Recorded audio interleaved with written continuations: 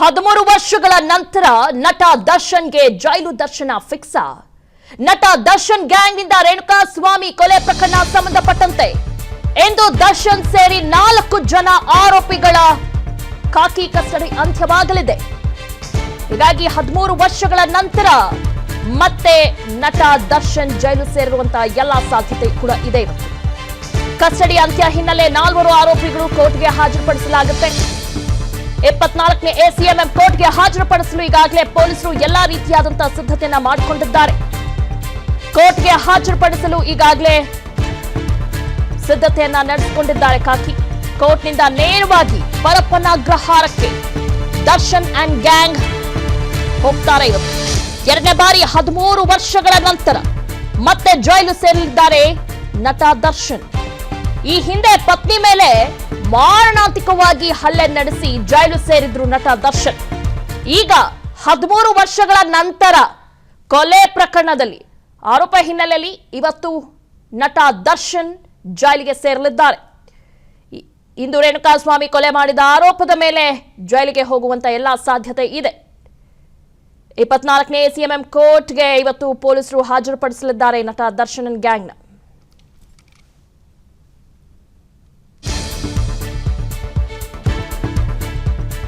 ಕೊಲೆ ಸಂಬಂಧ ಕಳೆದ 12 ದಿನಗಳಿಂದ ಖಾಕಿ ಕಸ್ಟಡಿಯಲ್ಲೇ ಇದ್ದಾರೆ ದರ್ಶನ್. ಕೊಲೆ ಕೇಸ್ನಲ್ಲಿ ಎಲ್ಲಾ 17 ಆರೋಪಿಗಳ ವಿಚಾರಣೆ ಮಾಡಿದ್ದಾರೆ ಪೊಲೀಸರು. ಈಗಾಗಲೇ ವಿಚಾರಣೆ ನಡೆಸಿ ಆರೋಪಿಗಳ ಹೇಳಿಕೆಯನ್ನು ಕೂಡ ದಾಖಲು ಮಾಡಿಕೊಂಡಿದ್ದಾರೆ ಪೊಲೀಸರು.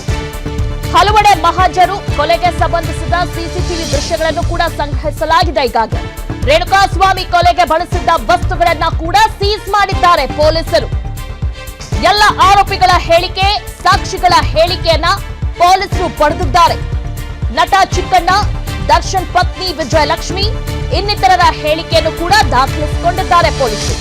ದಿ ಗ್ಯಾಂಗ್ ವಿರುದ್ಧ ಆರೋಪ ಸಾಬೀತಿಗೆ ಎಲ್ಲ ಆಯಾಮದಲ್ಲೂ ಕೂಡ ತನಿಖೆ ನಡೆಯುತ್ತಿದೆ. ಆರೋಪಿಗಳ ಬಟ್ಟೆಗಳು, ರಕ್ತ ಹಾಗೂ ಕೂದಲಿನ ಮಾದರಿಯನ್ನ ಈಗಾಗಲೇ ಎಫ್ಎಸ್ಎಲ್ಗೆ ರವಾನೆ ಮಾಡಲಾಗಿದೆ. ಆರೋಪಿಗಳ ಮೊಬೈಲ್ ಅನ್ನು ಕೂಡ ವಶಕ್ಕೆ ಪಡೆದು ಪರಿಶೀಲನೆಯನ್ನ ಕೂಡ ನಡೆಸಿದ್ದಾರೆ. ಹೀಗಾಗಿ ಎಲ್ಲ ಆಯಾಮಗಳಲ್ಲಿ ಪೊಲೀಸರು ತನಿಖೆಯನ್ನು ಮಾಡಿದ್ದಾರೆ. ಹಲವೆಡೆ ಸ್ಪಾಟ್ ಇನ್ವೆಸ್ಟಿಗೇಷನ್ ಕೂಡ ನಡೆಸಿದ್ದಾರೆ. ಕೊಲೆಗೆ ಸಂಬಂಧಿಸಿದಂತ ಸಿಸಿಟಿವಿ ದೃಶ್ಯಗಳನ್ನು ಕೂಡ ಸಂಗ್ರಹಿಸಿದ್ದಾರೆ. ಬೇಕಾಗಿರುವಂತ ಎಲ್ಲ ಇನ್ವೆಸ್ಟಿಗೇಷನ್ ಏನೇನು ನಡೆಸಬೇಕೋ ಅದೆಲ್ಲವೂ ಕೂಡ ಪೊಲೀಸರು ಮಾಡಿದ್ದಾರೆ. ವಿಚಾರಣೆಯನ್ನು ಕೂಡ ಮಾಡಿದ್ದಾರೆ. ಹೀಗಾಗಿ ಜೈಲ್ ಫಿಕ್ಸ್ ಆಗುತ್ತಾ ನಟ ದರ್ಶನ್ಗೆ ಇವತ್ತು? ಎಲ್ಲಾದ್ರ ಬಗ್ಗೆ ಡೀಟೇಲ್ಸ್ ನೀಡ್ತಾರೆ ನಮ್ಮ crime bureau head SK. Manjunath, ಇವತ್ತು ದರ್ಶನ್ನ ಭವಿಷ್ಯ ಏನಾಗಬಹುದು?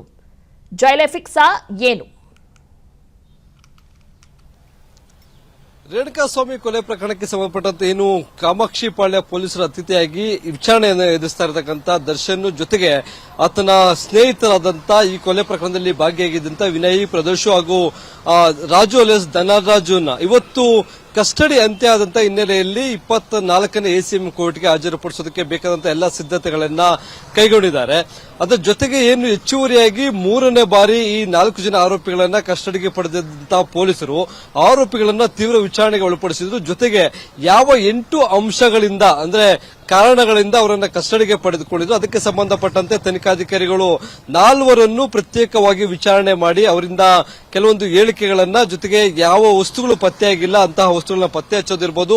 ಜೊತೆಗೆ ಈ ಪ್ರಕರಣದಲ್ಲಿ ಬಹುಮುಖ್ಯವಾಗಿ ದರ್ಶನ್ ಬಳಕೆ ಮಾಡಿಕೊಂಡಿದ್ದಂತ ಅಂದ್ರೆ ಸಾಕ್ಷಿಗಳನ್ನು ನಾಶಪಡಿಸೋದಕ್ಕೆ ಬಳಸಿಕೊಂಡಿದ್ದಂತ 40 ಲಕ್ಷ ಹೆಚ್ಚುವರೆಗೆ ಸಿಕ್ಕಂತ ಅಮೌಂಟ್, ಅದಕ್ಕೂ ಮುಂಚಿತವಾಗಿ ಸಿಕ್ಕಂತ ಹಣ 30 ಲಕ್ಷ, ಈ ಒಟ್ಟು 70,40,000 ಹಣ, ಅದರಲ್ಲೂ ಮನೆಯಲ್ಲಿ ಸಿಕ್ಕಂತ 40 ಲಕ್ಷ ಹಣದ ಮೂಲ ಮತ್ತೆ ಅದನ್ನ ಯಾರಿಂದ ಪಡೆದುಕೊಂಡಿದ್ರು, ಅದರ ಉದ್ದೇಶ ಏನಾಗಿತ್ತು ಅನ್ನೋದ್ರ ಬಗ್ಗೆ ಮಾಹಿತಿಯನ್ನು ಕಲೆ ಹಾಕಿದರೆ. ಹಣದ ಮೂಲ ಮೋಹನ್ ರಾಜ್ ಎಂಬ ಸ್ನೇಹಿತ ಕೊಟ್ಟಿದ್ದ ಅಂತ, ಆತ ಯಾವ ಕಾರಣಕ್ಕಾಗಿ ದರ್ಶನ್ಗೆ ಕೊಟ್ಟಿದ್ದ ಅನ್ನೋದ್ರ ಬಗ್ಗೆ ಮೋಹನ್ ರಾಜ್ ಅವರ ವಿಚಾರಣೆಗೂ ಸಹ ಈಗ ಪೊಲೀಸರು ಒಂದು ನೋಟಿಸ್ ಅನ್ನ ಕೊಟ್ಟಿದ್ದಾರೆ.